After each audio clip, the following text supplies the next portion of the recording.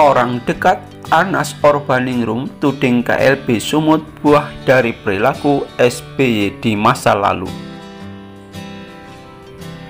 Kegiatan sepia yang diklaim sebagai Kongres Luar Biasa KLB Partai Demokrat di Sibolangit, Deli Serdang, Sumatera Utara yang menetapkan Kepala Staf Kepresidenan Muldoko sebagai Ketua Umum merupakan buah dari tindakan Susilo Bambang Yudhoyono SBY terhadap Anas Urbaningrum di masa lalu. Pasalnya, SBY menggulingkan Anas dari kursi Ketua Umum Partai Demokrat pada 2013 silam. Demikian disampaikan anggota Presidium Perhimpunan Pergerakan Indonesia PPI Sri Mulyono dalam diskusi polemik MNC Trijaya bertajuk "Nanti Kita Cerita Tentang Demokrat Hari Ini" pada Sabtu 6 Maret. Ini buah dari perilaku Pak SBY sebelumnya, kata Sri Mulyono.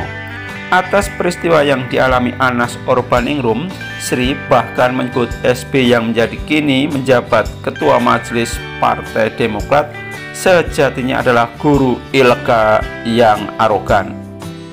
SBY juga guru kudeta bagi para kader Demokrat. Menurut Sri, tak heran apabila peristiwa KLB Deli Serdang terjadi karena para kader Demokrat belajar dari SBY. Pak SBY yang mengajari semua ini sehingga sekarang terjadi KLB. Jika Pak SBY tidak mengajari itu, maka menurut saya tidak ada tindakan KLB, tidak ada tindakan ilegal, tidak ada tindakan arogan. Pak SBY lah guru ilegal di dalam Demokrat, guru arogan Demokrat, dan guru KLB guru kudeta, tegasnya.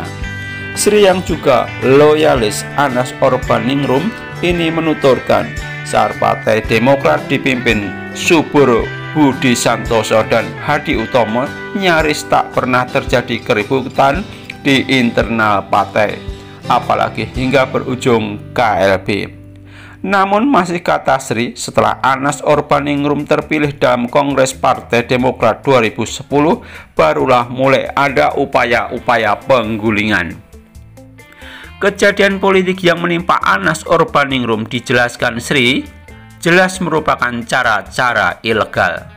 Sri melanjutkan, SBY pernah mengadakan rapat pimpinan Partai Demokrat di Cikeas tanpa mengundang Anas Urbaningrum sebagai ketua umum.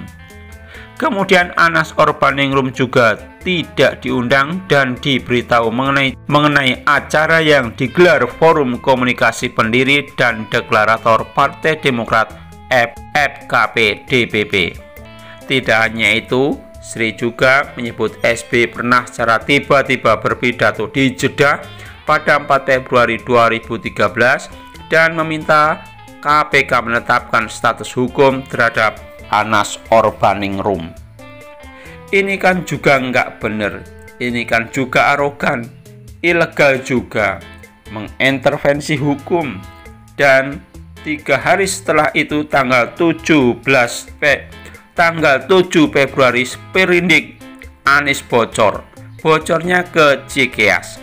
Apakah ini tindakan yang benar? Ini kan pelanggaran hukum yang cukup berat, ungkapnya.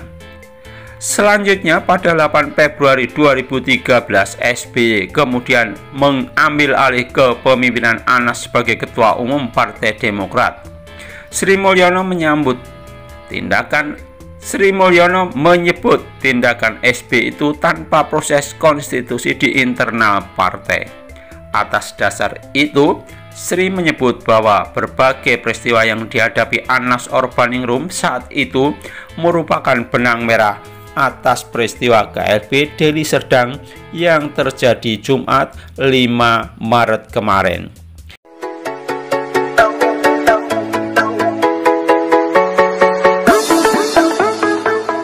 Pak SBY lah yang mengajari, kata Sri. Sontak pernyataan Sri Mulyono itu disanggah oleh Sekretaris Majelis Tinggi Partai Demokrat Andi Malarangeng yang hadir dalam diskusi polemik. Menurut Andi, Sri Mulyono telah memutarbalikkan fakta. SBY, kata Andi selaku Ketua Dewan Pembina saat itu, justru ingin menyelamatkan Partai Demokrat karena kasus hukum yang menjerat Anas. Mantan Menpora itu mengatakan Anas ketika itu ingin berhenti dari posisinya sebagai Ketua Umum. Lupa Pak Sri bahwa saudara Anas itu menyatakan berhenti.